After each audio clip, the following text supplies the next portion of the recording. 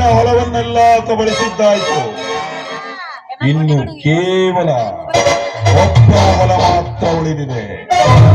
ಮಾದೇವ, ಹೊಲ ಕೊಡ್ತೀಯಾ ಇಲ್ಲ ನಿನ್ನ ಪ್ರಾಣ ಕೊಡ್ತೀಯಾ? ಹೋದರು ಹೊಲವನ್ನು ಮಾತ್ರ ಬಿಟ್ಟು ಕೊಡಬಾರೆ. ಅಯ್ಯೋ ಮಂಕೆ, ಹೊಲ ಕೊಟ್ಟಿದ್ರೆ ಪ್ರಾಣನಾದ್ರೂ ಇರ್ತಿತ್ತು.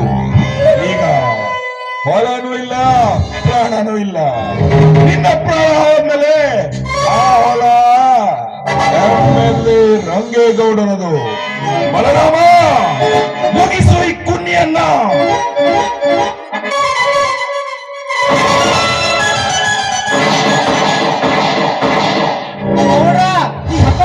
ಹಬ್ಬಟ್ಟ